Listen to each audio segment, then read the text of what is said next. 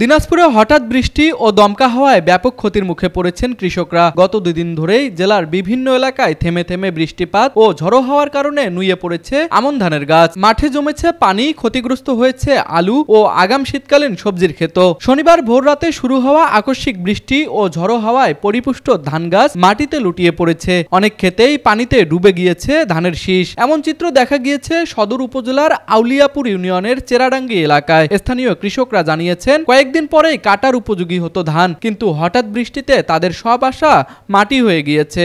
এই যে দেখেন, আমাদের ধান কারেন্ট পোকা খেয়ে গেছে। এখন বৃষ্টির কারণেই আমাদের ধান পড়ে গেছে। আমরা এমনিতে ধানের দাম পাই না, কৃষকরা আমরা কি খেয়ে বাঁচবো, এই নিয়ে আমরা হতাশা। আমরা আসলাম আলু খেতে পানি সরে আসলাম। এখন আল্লাহর কাছে আমরা তাওয়াক্কুল করতে, আল্লাহ যদি আমাদের দিয়ে আমার রেজেক হবে, না হলে নাই। আমার বাবা বলতো, বেটা কার্তিকের 6 তারিখে মাটিতেও আলু খাই গেছে, কিন্তু আজকে কার্তিকের 16 তারিখ বা 17, কিন্তু এখন এই অবস্থা। সেই মালিকের ইচ্ছা, ধান চলে গেছে, আলু চলে গেছে, ধানও তো নাই আমাদের।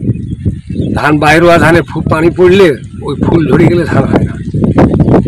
এই মৌসুমে এই কার্তিক অগ্রহণ পৌষ 3 মাস পানির প্রয়োজন নেই আকাশের, আল্লাহর পদ্ধতি।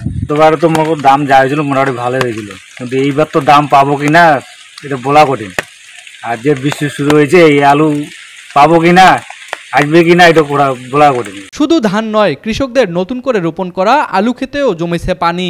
এতে মাটির নিচে বীজ পচে গিয়ে নষ্ট হওয়ার আশঙ্কা রয়েছে। কৃষকরা বলছেন, এভাবে ক্ষতি হলে উৎপাদন খরচ বেড়ে যাবে কয়েক গুণ। ইতিমধ্যে কৃষি বিভাগ ক্ষতিগ্রস্ত জমির প্রাথমিক হিসাব জানিয়েছে। জেলা কৃষি সম্প্রসারণ অধিদপ্তরের তথ্য অনুযায়ী 581 হেক্টর ধানের জমি, 23.5 হেক্টর আলু ক্ষেত এবং 22.5 হেক্টর শীতকালীন সবজি ক্ষেত ক্ষতিগ্রস্ত হয়েছে।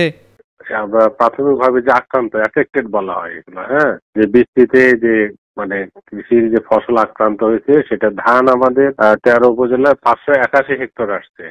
আরো এরা জরিপ করতেছে 581 হেক্টর। তারপরে আলু হলো আপনার 22.5 হেক্টর, আর শাকসবজি হলো 23.5 হেক্টর। এটা প্রাথমিকভাবে আক্রান্ত, আর এই ক্ষতির জন্য অপেক্ষা করতে হয়। ক্ষতি তো পরে নিরূপণ। এটা হলো আক্রান্ত বলতে পারেন যে এই যে প্রাকৃতিক দুর্যোগের যে বৃষ্টি, এই বৃষ্টিতে ফসলের এই পরিমাণ জমি আক্রান্ত হয়েছে, এবং কৃষি বিভাগের মাঠ কর্মীরা একটি ক্ষতি নিরূপণের কার্যক্রম চলমান রেখেছে।